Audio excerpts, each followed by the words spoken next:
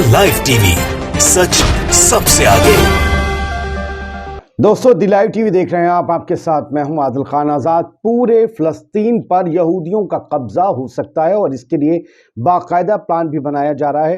अब यरूशलेम में मस्जिद अक्सा ही नहीं बल्कि रमल्ला और वेस्ट बैंक के बहुत से इलाकों से फिलिस्तीनियों को हाथ धोने पड़ सकते हैं अगर दुनिया यूं ही खामोश रही, क्योंकि इजराइल में एक नई सरकार वजूद में आ गई है। उसने शपथ ले ली है कल शाम और इस सरकार के मुखिया कोई और नहीं है, अब नाम जानते हैं उनका। अपने मोदी जी के सो कॉल्ड दोस्त बेंजामिन नेतन्याहू इस नई सरकार के मुखिया बने हैं। जी, नेतन्याहू एक बार फिर से इजराइल के प्रधानमंत्री बन गए, छठी बार।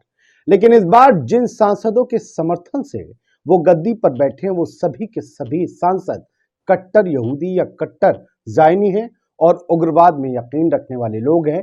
ज़हनी, मौखिक, शाब्दिक और हर तरीके का शारीरिक उग्रवाद सब है उनके पास, उनके ज़हन में। नेतन्याहू को समर्थन देने वाले सांसदों ने खुलेआम फिलिस्तीनी ज़मीनों पर इजरायली बस्तियां बनाने का ऐलान कर दिया है।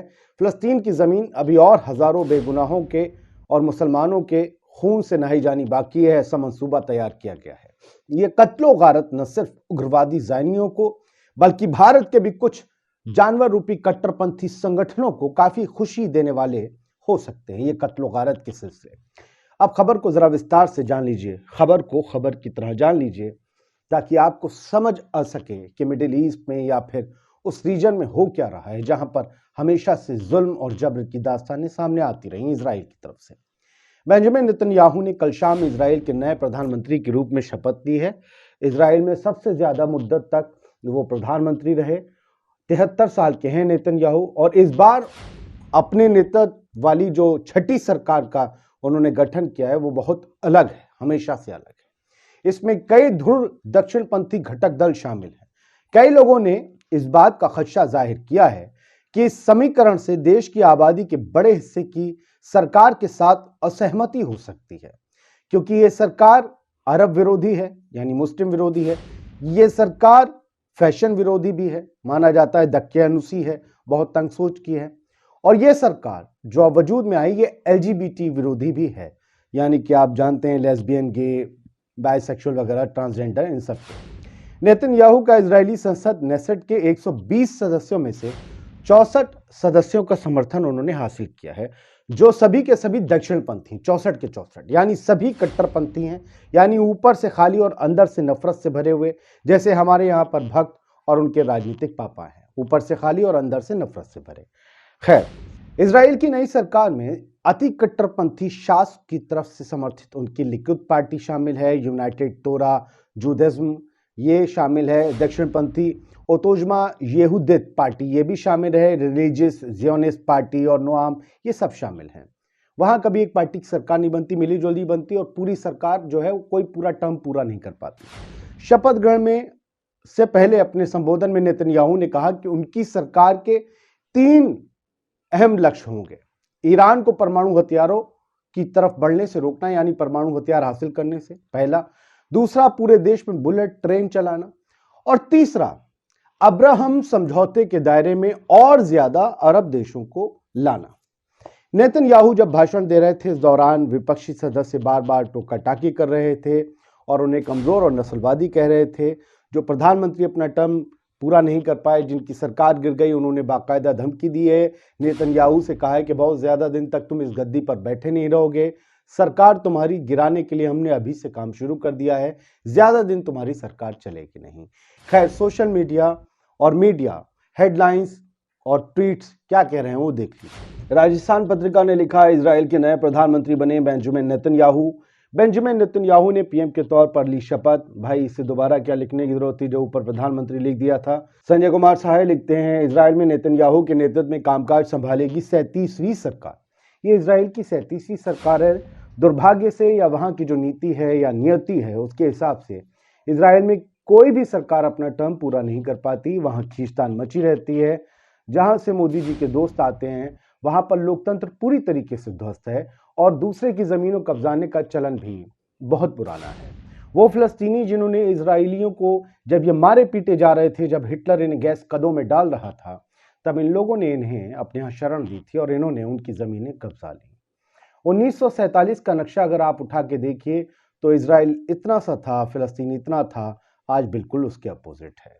लेकिन ये हमेशा ऐसे रहेगा, कहा नहीं जा सकता, क्योंकि वक्त लौटकर सभी का आता है और फिर जिसकी ज़मीन है उसका तो आएगा, ये माना जाता है।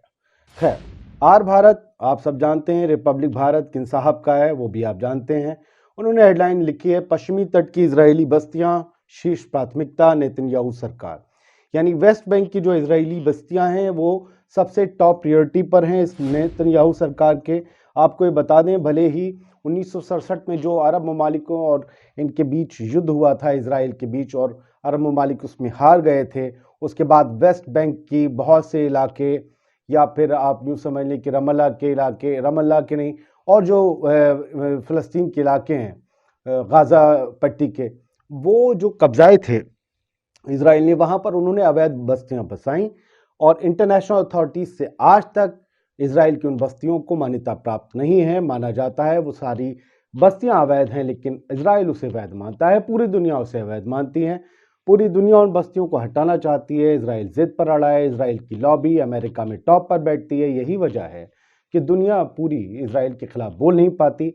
इजराइल के पास कितने परमाणु हथियार हैं किसी को पता नहीं। इजराइल इस बात से इनकार भी नहीं करता कि उसके पास परमाणु हथियार हैं, इस बात का इकरार भी नहीं करता कि उसके पास हथियार हैं। इकरार इनकार दोनों नहीं करता, इसलिए दुनिया उनका कुछ कर नहीं पाती है। लेकिन अब ये वेस्ट बैंक की जो अपनी बस्तियां हैं उन्हें लीगल बनाने के लिए सबसे ज़्यादा काम करने को इन्होंने एक अपना टारगेट बनाया है। साथ ही और बस्तियों को यहाँ पर जो है वो बसाया जाएगा। यहाँ देख लीजिए, लिखा है, इजराइल ने साल 1967 में गाज़ा पट्टी और पूर्वी यरूशलेम के साथ पश्चिमी तट पर कब्जा कर लिया था। फ़लस्तीन भविष्य के अपने देश के लिए पश्चिमी तट को चाहते हैं फ़लस्तीनी।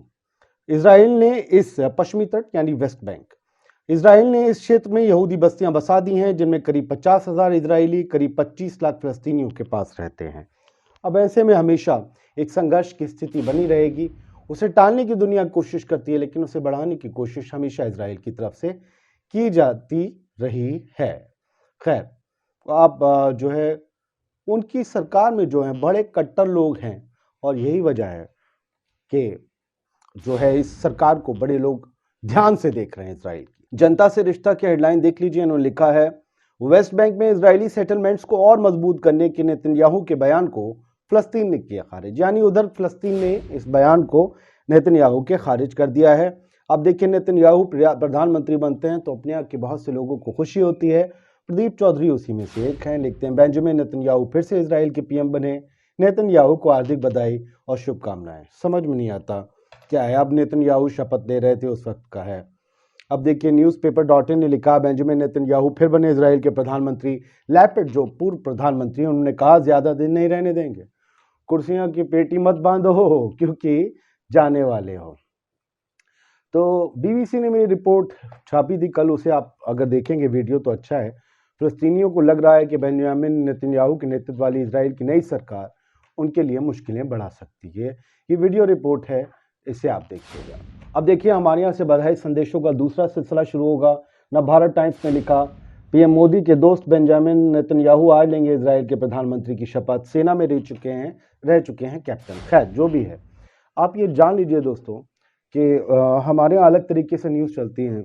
कोई ये नहीं बताएगा कि इजराइल ने कैसे फ़लस्तीनियों की ज़मीन कब्जा कर अवैध बस्तियां वहाँ पर बसाई और कैसे जुल्म और जबर का सिलसिला करके वहाँ रॉकेट दाग कर उनकी बिल्डिंग्स को तबाह करता है, उनके घरों को तबाह करता है और बेगुनाहों का खून बहाता है। अब वहाँ से रिटेलिएट होता है तो दिखाया जाता है इजराइल पर हमला हो गया।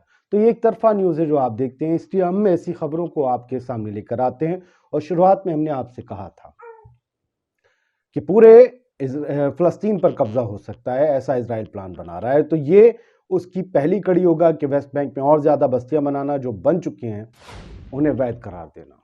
तो फिलहाल इजराइल और फ़लस्तीन में क्या हलचल होगी, अगले एक हफ्ते में कुछ ना कुछ तो होगा बड़ा।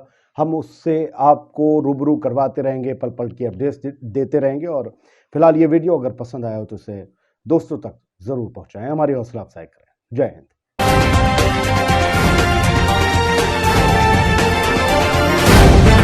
द लाइव टीवी, सच सबसे आगे।